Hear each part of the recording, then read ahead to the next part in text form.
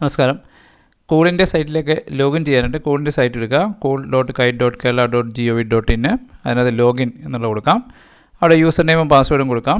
അപ്പോൾ ഇവിടെ പി തുടങ്ങുന്ന നമ്പറാണുള്ളത്.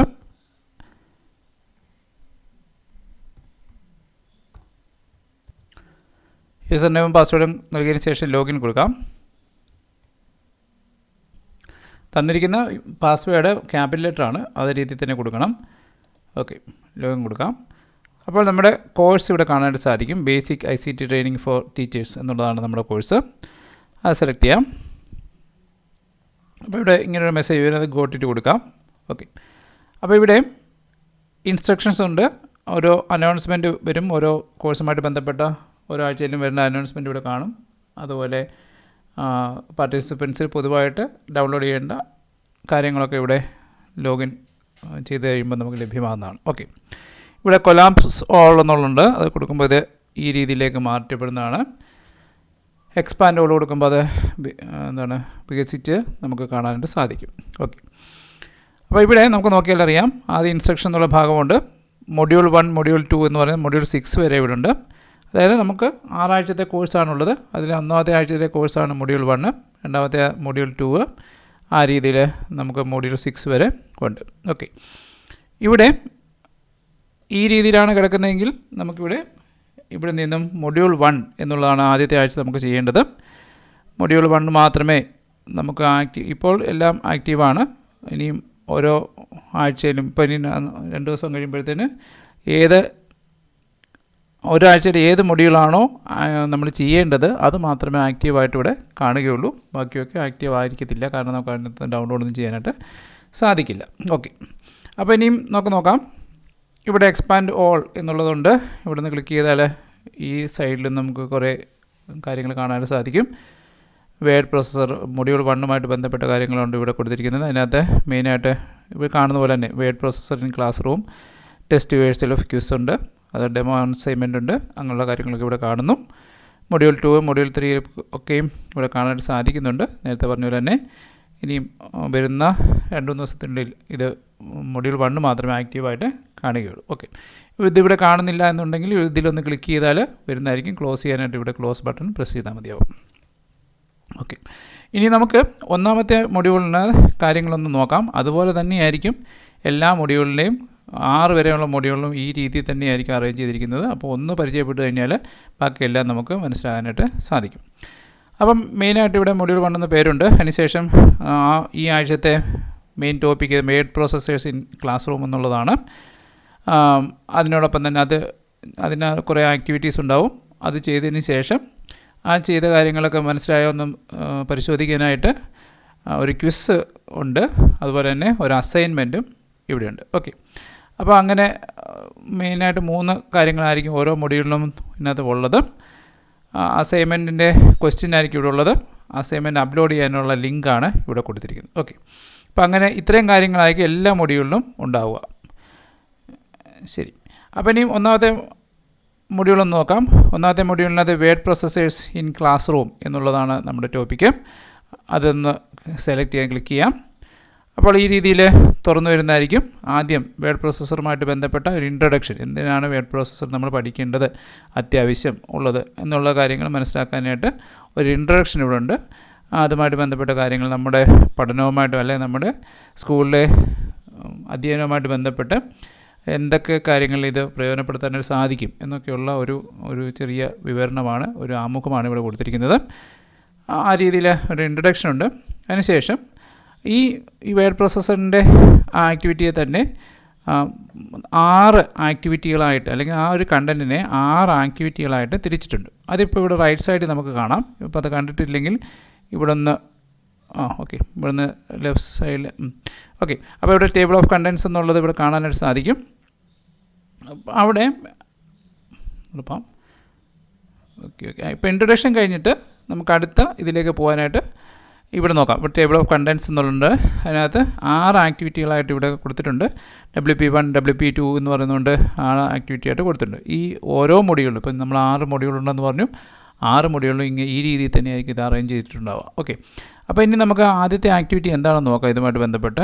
അപ്പോൾ പ്രിപ്പയറിങ് എ വർക്ക്ഷീറ്റ് എന്നുള്ളതാണ് നമുക്ക് ആദ്യത്തെ ആക്ടിവിറ്റി. അപ്പോൾ ആദ്യത്തെ ആക്ടിവിറ്റിയിൽ നോക്കിക്കഴിയുമ്പോൾ പ്രിപ്പയറിംഗ് വർക്ക്ഷീറ്റ് എന്താണ് ഇതുകൊണ്ട് ഉദ്ദേശിക്കുന്നത്? പഠന പ്രവർത്തനത്തിൻ്റെ ഭാഗമായി ക്ലാസ് റൂമിൽ വർക്ക്ഷീറ്റുകൾ ഫലപ്രദമായി ഉപയോഗിക്കാൻ സാധിക്കും. പ്രവർത്തനങ്ങൾ കുട്ടികളുടെ സജീവ പങ്കാളിത്തം ഉറപ്പ്. ഓക്കെ, അങ്ങനെയുള്ള കാര്യങ്ങൾ എന്താണിത് പഠിച്ചാലുള്ള പ്രയോജനം എന്നുള്ള കാര്യങ്ങളാണ് ഈ ഒരു പാരഗ്രാഫിനകത്ത് പറയുന്നത്. ഓക്കെ, ഇനി ഇതെങ്ങനെ ചെയ്യാം എന്നുള്ള കാര്യമാണ് ഇവിടെ പറഞ്ഞിരിക്കുന്നത്. 2 ഘട്ടങ്ങളായിട്ടാണ് ഈ പ്രവർത്തനം പൂർത്തിയാക്കേണ്ടത്. ഓരോ ഘട്ടത്തിൽ എന്തെങ്കിലും കാര്യം ചെയ്യണമെന്ന് താഴെ നൽകിയിരിക്കുന്നു. ഓക്കെ, അപ്പോൾ ആ രീതിയിൽ അതും കാണും. അപ്പോൾ ഇനി ഒന്നാമത്തെ പാർട്ടിൽ എന്താണ് നമ്മൾ ചെയ്യേണ്ടത്? വേർഡ് പ്രോസസ്സർ കീബോർഡ് ഉപയോഗിച്ച് ടെക്സ്റ്റ് ഇൻപുട്ട് ചെയ്യുന്നത് എങ്ങനെയെന്നും മറ്റൊരു ഫയലിലുള്ള ടെക്സ്റ്റ് കോപ്പി ചെയ്ത് നാം നിർമ്മിച്ചുകൊണ്ടിരിക്കുന്ന ഡോക്യുമെൻറ്റിൽ കൂട്ടിച്ചേർക്കുന്നത് എങ്ങനെയെന്നും ഇവിടെ ഫോർമാറ്റ് ചെയ്ത് ഭംഗിയാക്കുന്നത് എങ്ങനെയെന്നും ഇവിടെ ചർച്ച ചെയ്യുന്നു. അപ്പോൾ എന്തൊക്കെ കാര്യങ്ങളാണ് ഈ ഒരു ആക്ടിവിറ്റി ചെയ്യേണ്ടതെന്നുള്ളതാണ് അവിടെ പറയുന്നത്. ഓക്കെ, അപ്പോൾ അങ്ങനെ നമ്മളത് ചെയ്യാനായിട്ട് അവിടെ ഇനി എന്താണ് ചെയ്യേണ്ടത്? അപ്പോൾ അതാണ് നമ്മൾ ഉദ്ദേശിക്കുന്നത് ഈ ഒരു കാര്യത്തിൽ, അല്ലെങ്കിൽ ഈ ഒരു ആക്ടിവിറ്റി കൊണ്ട് ഉദ്ദേശിക്കുന്ന കാര്യമാണ് പറഞ്ഞിരിക്കുന്നത്. അപ്പോൾ അങ്ങനെയുള്ള ആ ഒരു ആക്ടിവിറ്റി എങ്ങനെയാണ് പൂർത്തീകരിക്കേണ്ടത്? നമുക്കിപ്പോൾ ആരാണ് പറഞ്ഞു തരേണ്ടത്? നമുക്കിത് തന്നെ ചെയ്യാൻ സാധിക്കുമോ എന്നൊക്കെയുള്ള കാര്യങ്ങളാണ് ഇനിയും പറയുന്നത്. ഓക്കെ, അതിന് പറയുന്ന കാര്യങ്ങൾ ഇവിടെ ഉണ്ട്.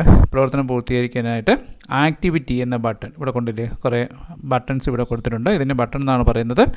ഇവിടെ ആക്ടിവിറ്റി എന്ന ബട്ടണിൽ ക്ലിക്ക് ചെയ്താൽ ലഭിക്കുന്ന വർക്ക്ഷീറ്റ് activity.pdf എന്നുള്ള ഫയലിലെ നിർദ്ദേശങ്ങൾ പാലിക്കുക എന്ന് പറയുന്നു. ഓക്കെ, അപ്പോൾ നമുക്ക് നോക്കാം. ഇതിലൊന്ന് ക്ലിക്ക് ചെയ്ത് നോക്കാം. ആക്ടിവിറ്റി എന്നൊരു ബട്ടണുണ്ട്. അത് തുറന്ന് നോക്കുമ്പോൾ നമുക്കൊരു ഫയൽ കിട്ടും. ഒരു PDF ഫയലായിരിക്കും കിട്ടുന്നത്, ഒരു ഡോക്യുമെൻ്റ് ആയിരിക്കും കിട്ടുന്നത്. ആ ഡോക്യുമെൻറ്റിനകത്ത് പറഞ്ഞിട്ടുണ്ടാവും, ഇതിനൊന്ന് മാക്സിമൈസ് ചെയ്താൽ അതിനകത്ത് പറഞ്ഞിട്ടുണ്ടാവും. അപ്പോൾ നമ്മളോട് പറയുന്നു ആക്ടിവിറ്റി 1 എന്ന് പറഞ്ഞാൽ എന്താണെന്ന് പറയുന്നു. റിസോഴ്സ് ഫോൾഡറിൽ ഒരു വർക്ക്ഷീറ്റിൻ്റെ മാതൃക, ഓക്കെ, വർക്ക്ഷീറ്റിൻ്റെ മാതൃക നൽകിയിട്ടുണ്ട്. റിസോഴ്സ് ഫോൾഡറിൽ ഒരു വർക്ക്ഷീറ്റിൻ്റെ മാതൃക നൽകിയിട്ടുണ്ട്. ഇതുപോലൊരു വർക്ക്ഷീറ്റ് LibreOffice റൈറ്ററിൽ തയ്യാറാക്കുക. 2 ഘട്ടമായിട്ടാണ് വർക്ക്ഷീറ്റ് നിർമ്മാണം പൂർത്തിയാക്കേണ്ടത്. ആദ്യത്തെ ഘട്ടത്തിൽ താഴെ കൊടുത്തിരിക്കുന്ന പ്രവർത്തനങ്ങൾ ചെയ്യുക എന്ന് പറയുന്നു. ഓക്കെ, അപ്പോൾ എന്താണ് ചെയ്യേണ്ടത്? ഈ പറഞ്ഞ പോലെ ക്ലാസ് 9 എന്ന് ടൈപ്പ് ചെയ്യണം, നെയിം, റോൾ നമ്പർ അങ്ങനെ ടൈപ്പ് ചെയ്യണം, തരുൺ എന്ന് പറയുന്നത് ഇങ്ങനെ ചെയ്യണം. അപ്പോൾ അങ്ങനെ കാര്യങ്ങളൊക്കെ തന്നെ ഇവിടെ പറയുന്നുണ്ട്. ഈ രീതിയിൽ നമുക്ക് തന്നിരിക്കുന്ന കണ്ടൻറ്റിനെ ഈ രീതിയിലാക്കി റെഡിയാക്കണം എന്നാണ് അവിടെ പറഞ്ഞിരിക്കുന്നത്. ഓക്കെ, അപ്പോൾ നമ്മളെ സംബന്ധിച്ച് നമ്മൾ ആദ്യമായിട്ട് കേൾക്കുന്നൊരു സംവിധാനം, ചിലരെ സംബന്ധിച്ച് ഇതൊക്കെ ആദ്യമായിട്ടായിരിക്കും കേൾക്കുന്നത്. അപ്പോൾ നമ്മളോട് ചെയ്യാൻ പറഞ്ഞാൽ അത് നമുക്ക് ബുദ്ധിമുട്ടായിട്ട് തരും. അപ്പോൾ അങ്ങനെയുള്ളപ്പോൾ നമ്മൾ എന്ത് ചെയ്യണം? ഇവിടെ ഹെൽപ്പ് ഫയലുണ്ട് തൊട്ടിങ്ങപ്പോൾ ഈ ആക്ടിവിറ്റി, ഈ പ്രവർത്തനം എങ്ങനെ ചെയ്യാം എന്നുള്ളത് കാണിക്കുന്ന ഒരു ഹെൽപ്പ് ഫയൽ ഇവിടെ ഉണ്ട്. ആ ഹെൽപ്പ് ഫയൽ തുറക്കാം. ഹെൽപ്പ് ഫയൽ തുറക്കുമ്പം അതിനകത്ത് വിശദമായിട്ട് പറയുന്നുണ്ട് ഇതെങ്ങനെയാണ് ചെയ്യേണ്ടത് എന്ന് വിശദമായിട്ട് പറയുന്നുണ്ട്. സ്റ്റെപ്പ് ബൈ സ്റ്റെപ്പായിട്ട് കാര്യങ്ങളെ കൂടെ പറയുന്നുണ്ട്. കണ്ടില്ലേ, LibreOffice റൈറ്റർ തുറക്കുന്ന വിധം, അതിനകത്ത് എങ്ങനെ ടെക്സ്റ്റ് ഉൾപ്പെടുത്താം, അതിനുശേഷം അതിനെങ്ങനെ സേവ് ചെയ്യാം, അതിനുള്ള മാറ്റങ്ങളൊക്കെ എങ്ങനെ വരുത്താം എന്നൊക്കെയുള്ള കാര്യങ്ങൾ അവിടെ വിശദമായിട്ട് പറയുന്നുണ്ട്. ഓക്കെ, അപ്പോൾ ഈ ഒരു ആക്ടിവിറ്റി, ഓരോ പ്രവർത്തനത്തിൽ ഇതുപോലെ ആക്ടിവിറ്റി ഉണ്ട്. ആ ആക്ടിവിറ്റി ചെയ്യുന്നതിനുള്ള ഹെൽപ്പ് ഫയലുണ്ട്. ഡോക്യുമെൻ്റായിട്ട് നമുക്ക് വായിച്ച് നോക്കിയാൽ മനസ്സിലാകുന്നുണ്ടെങ്കിൽ ആ ഹെൽപ്പ് ഫയൽ ഉപയോഗിക്കാം. ഓക്കെ, അത് വായിച്ചിട്ട് മനസ്സിലാവുന്നില്ല എന്നുണ്ടെങ്കിൽ ഇവിടെ ഹെൽപ്പ് വീഡിയോ എന്നുള്ളൊരു ലിങ്കുണ്ട്. അത് ക്ലിക്ക് ചെയ്തതിൽ നമുക്ക് അവിടെ ഈ പ്രവർത്തനം എങ്ങനെ ചെയ്യാം എന്ന് വിശദീകരിക്കുന്ന ഒരു വീഡിയോ അവിടെ ഉണ്ട്. ഓക്കെ, അപ്പോൾ ചിലർക്ക് വീഡിയോ കണ്ടാലായിരിക്കും മനസ്സിലാവുന്നത്. അപ്പം വീഡിയോ കാണുന്നവർ ശ്രദ്ധിക്കുക. അത് കേട്ടതിന് ശേഷം അതിനൊരു നോട്ട് തയ്യാറാക്കി വെക്കുക. ആ തയ്യാറാക്കി വെച്ചതിന് ശേഷം അതനുസരിച്ചിട്ട് എന്ത് ചെയ്യുക? ഈ ആക്ടിവിറ്റി ചെയ്യുക. ഓക്കെ, അപ്പോൾ ഇത്രയും കാര്യങ്ങൾ എല്ലാ ആക്ടിവിറ്റിയിലും, ഇപ്പം നമ്മൾ 6 മൊഡ്യൂളുണ്ടെന്ന് പറഞ്ഞു. ആ മൊഡ്യൂളിനകത്ത് ഇതുപോലെ പല സബ് ആക്ടിവിറ്റികൾ കാണും. ചിലതിനകത്ത് 6 കാണും, ചിലതിനകത്ത് 8 കാണും, ചിലതിനകത്ത് 4 കാണത്തുള്ളൂ. ഓക്കെ, അപ്പോൾ അങ്ങനെയുള്ള എല്ലായിടത്തും ഈ പറഞ്ഞ പോലുള്ള കാര്യങ്ങൾ, സംവിധാനം, എല്ലാ ആക്ടിവിറ്റിയിലും ഈ സംവിധാനങ്ങളുണ്ട്. ഓക്കെ, ഇനിയും ഒരു കാര്യം ശ്രദ്ധിക്കുക. ഇപ്പോൾ ഇതൊക്കെ ചെയ്യണമെന്നുണ്ടെങ്കിൽ നമുക്ക് എന്ത് വേണം? നെറ്റ് ഇവിടെ കണക്റ്റ് ആയിരിക്കണം. നെറ്റ് കണക്റ്റ് ആയെങ്കിൽ മാത്രമേ ഇത് ഓപ്പണായി വരത്തുള്ളൂ. ഇപ്പോൾ നമ്മളെ സംബന്ധിച്ച് നമുക്ക് ആ നെറ്റ് എല്ലാ സമയത്തും നമുക്കത് ലഭ്യമാകത്തില്ല. അപ്പോൾ എന്ത് ചെയ്യാം? നെറ്റുള്ള സമയത്ത്, ചിലപ്പോൾ സ്കൂളിലായിരിക്കും നെറ്റ് ഉണ്ടാവുക, ചിലപ്പോൾ അല്ലെങ്കിൽ വീട്ടിലായിരിക്കും നെറ്റ് ഉണ്ടാവുക. എന്തായാലും ചിലപ്പോൾ വീട്ടിൽ എല്ലാ സമയത്തും നെറ്റ് കാണത്തില്ല. അപ്പോൾ അങ്ങനെയുള്ളപ്പോൾ എന്ത് ചെയ്യണം? ഈ പറയുന്ന ഇതിനെ എല്ലാം കൂടി ഒരു പാക്കേജായിട്ട് ഇവിടെ തന്നിട്ടുണ്ട്. ആ പാക്കേജിനെ നമുക്ക് ഡൗൺലോഡ് ചെയ്ത് വെക്കാം. അപ്പോൾ ഡൗൺലോഡ് ചെയ്യാനായിട്ട് ഇവിടെ ഡൗൺലോഡ് ഫോർ ഓഫ്ലൈൻ യൂസ് എന്നുള്ളത് സെലക്ട് ചെയ്യാം. അവിടെ മലയാളമുണ്ട്, ഇംഗ്ലീഷുമുണ്ട്. അപ്പം മലയാളം വായിച്ചാൽ മനസ്സിലാകാത്തവർക്ക് എന്ത് ചെയ്യാം? ഇംഗ്ലീഷ് ഡൗൺലോഡ് ചെയ്യാം. ഓക്കെ, പിന്നെ ഇംഗ്ലീഷ് വായിച്ചാൽ മനസ്സിലാകാത്തവർക്ക് മലയാളം ഡൗൺലോഡ് ചെയ്യാം. ഏതെങ്കിലും ഒരെണ്ണം ഡൗൺലോഡ് ചെയ്യുക. രണ്ടിനകത്തെയും കണ്ടൻറ്റ് ഒന്ന് തന്നെയാണ്. ഒന്ന് ഇംഗ്ലീഷിലും ഒന്ന് മലയാളത്തിലുമാണെന്ന് മാത്രമേ ഉള്ളൂ. ഓക്കെ, അപ്പോൾ അതിൽ നമുക്ക് ഇതിൽ നിന്ന് ഡൗൺലോഡ് ചെയ്യാം. ഞാൻ മലയാളം ഡൗൺലോഡ് ചെയ്യുന്നു, അത് സെലക്ട് ചെയ്യുന്നു. അപ്പോൾ സെലക്ട് ചെയ്യുമ്പോൾ ഇത് നോക്കാം. ഇവിടെ നോക്കുമ്പോൾ ഒരു കാര്യം ശ്രദ്ധിക്കാം, ഇത് ഡൗൺലോഡ് ആകുമ്പോൾ ഇവിടെ ഒരു പ്രോഗ്രസ് ബാർ വരും. ആ ബാറോട് ശ്രദ്ധിച്ചിട്ട് വേണം, അത് കംപ്ലീറ്റ് ആയതിനു ശേഷമേ നമുക്ക് തുറക്കാനായിട്ട് പാടുള്ളൂ. ഓക്കെ, ഇവിടെ കാണാൻ ഞാൻ ഗൂഗിൾ ക്രോമാണ് ഉപയോഗിക്കുന്നത്. ഇവിടെ നോക്കിക്കഴിഞ്ഞാൽ ഇതിങ്ങനെ ഡൗൺലോഡ് ചെയ്യുന്നതായിട്ട് കാണാനായിട്ട് സാധിക്കും. മോസില്ല ഫയർഫോക്സിൽ ഇതുപോലെ തന്നെ ഇവിടെ പ്രോഗ്രസ് ബാർ വരും. അത് കംപ്ലീറ്റ് ആവാൻ നമ്മൾ ശ്രമിക്കണം. അത് കംപ്ലീറ്റ് ആയതിനു ശേഷമേ അത് തുറക്കാനായിട്ട് ശ്രമിക്കാവൂ. ഓക്കെ, ഇവിടെ ഡൺ എന്നുള്ള മെസ്സേജ് വന്നു. മറ്റേ മോസില്ല ഫയർഫോക്സ് ആണെങ്കിൽ ഡൗൺലോഡ് സക്സസ്ഫുള്ളി എന്നുള്ളൊരു മെസ്സേജ് വരും. ഓക്കെ, എങ്ങനെയായാലും നമുക്കത് കംപ്ലീറ്റ് ചെയ്യാം. ഓക്കെ, അപ്പോൾ അത് കംപ്ലീറ്റ് ചെയ്യുമ്പം പ്ലേസസിനകത്ത് ഡൗൺലോഡ്സിലായിരിക്കും ഈ ഭാഗം വരുന്നത്. ഓക്കെ, ഇവിടെ WP1 പാർട്ട് 1.zip എന്നുള്ള ഫയൽ എനിക്ക് കിട്ടിയിട്ടുണ്ട്. .zip ഫയലാണ്. അതിനെ നമുക്ക് എന്ത് ചെയ്യാം, നമ്മുടെ ഒരു ഫോൾഡർ തയ്യാറാക്കാൻ പറഞ്ഞിട്ടുണ്ടായിരുന്നു. ഡോക്യുമെൻറ്റ്സിൽ നമ്മുടെ കൂള് എന്നുള്ള പേരിൽ രജിസ്റ്റർ നമ്പർ എന്നുള്ള പേരിൽ ഒരു ഫോൾഡർ തയ്യാറാക്കാൻ പറഞ്ഞിട്ടുണ്ടായിരുന്നു. അതിലേക്ക് വേണം കൊണ്ടിടാൻ. ഓക്കെ, അപ്പം ഞാൻ ഡൗൺലോഡ്സിലൂടെ വന്നു. ഡൗൺലോഡ്സിൽ നിന്നും ഇപ്പോൾ ഇവിടെ ഡൗൺലോഡ്സിലേക്ക് ഞാൻ ഡൗൺലോഡ് ചെയ്ത ആ ഒരു ഫയൽ കിട്ടിയിട്ടുണ്ട്. അതിനൊന്ന് സെലക്ട് ചെയ്യുന്നു, ഒന്ന് ക്ലിക്ക് ചെയ്യുന്നു. എന്നിട്ട് റൈറ്റ് ക്ലിക്ക് ചെയ്തിട്ട് കട്ടെന്ന് കൊടുക്കാം. ഇതിനെ നമുക്ക് ഇവിടെ നിന്ന് കൊണ്ടുപോകാം. ഇവിടെ നിന്ന് റിമൂവ് ചെയ്യാം, കട്ട് കൊടുക്കാം. ഡോക്യുമെൻറ്റ്സിൽ ഈ പറയുന്ന ഫോൾഡർ നമ്മൾ ക്രിയേറ്റ് ചെയ്തിട്ടുണ്ടെങ്കിൽ അതിലേക്ക് പേസ്റ്റ് ചെയ്യാം. നമ്മൾ ഫോൾഡർ ക്രിയേറ്റ് ചെയ്യുന്ന കാര്യം നേരത്തെ ഒന്ന് പറഞ്ഞായിരുന്നു. അവിടെ എന്ത് ചെയ്താൽ മതി, ഇവിടെ നിന്ന് റൈറ്റ് ക്ലിക്ക് ചെയ്തിട്ട് ന്യൂ ഫോൾഡർ കൊടുത്തു കഴിഞ്ഞാൽ നമുക്ക് ഈ പറഞ്ഞ പോലെ ഒരു പേരിൽ നിങ്ങളുടെ നമ്പർ ഏതാണോ ആ നമ്പറിനനുസരിച്ചിട്ട് ഒരു ഇത് കൊടുക്കാം, ഒരു ഫോൾഡർ ക്രിയേറ്റ് ചെയ്യാം. Okay, create. അപ്പോൾ ഇവിടെ വന്നിട്ടുണ്ട്. ഞാനിത് ഇവിടെ നിന്ന് അങ്ങ് അപ്പുറത്തോട്ട് മാറ്റാം. ശരി, എൻ്റെ പുതിയ ഫോൾഡർ വന്നിട്ടുണ്ട്, അതിലേക്ക് കൊണ്ടുവന്നു. ഇനി ഇതിനെ തുറക്കാനായിട്ട്, ഇത് തുറക്കുന്നതിന് ഒരു സിപ്പ് ഫയലാണ്. സിപ്പ് ഫയലിനെ തുറക്കാനായിട്ട് ഇതിനെ ഒന്ന് റൈറ്റ് ക്ലിക്ക് ചെയ്യാം.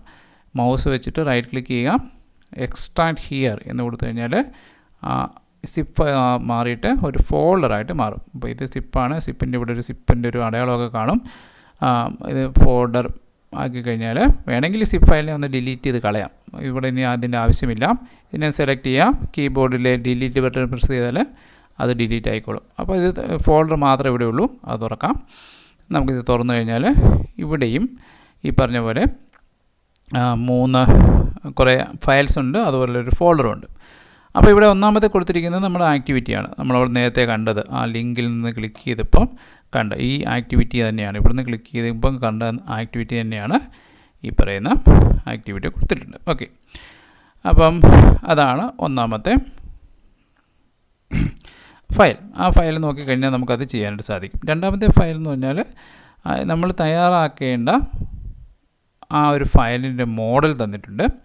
മൂന്നാമത്തേത് ഇത് ചെയ്യാൻ ആവശ്യമായിട്ടുള്ളൊരു റിസോഴ്സ് തന്നിട്ടുണ്ട്. ഇപ്പോൾ ഇത് ടൈപ്പ് ചെയ്യാൻ വേണ്ടി, നോക്കി ടൈപ്പ് ചെയ്യാൻ വേണ്ടി ഉപയോഗിക്കാവുന്ന റിസോഴ്സ് തന്നിട്ടുണ്ട്. നാലാമതായിട്ട് ഇതുമായിട്ട് ബന്ധപ്പെട്ട അത് ആദ്യത്തെ പാരഗ്രാഫ് നമ്മൾ ടൈപ്പ് ചെയ്ത് ചേർക്കണം. രണ്ടാമത്തെ പാരഗ്രാഫ് നമ്മളിവിടുന്ന് കോപ്പി പേസ്റ്റ് ചെയ്ത് ചേർക്കുകയാണ് ചെയ്യേണ്ടത്. ഓക്കെ, എന്തായാലും ഓരോ ആക്ടിവിറ്റിയിലും, എല്ലാ ആക്ടിവിറ്റിയിലും മിനിമം ഈ ഒരു ഫയലും കാണും.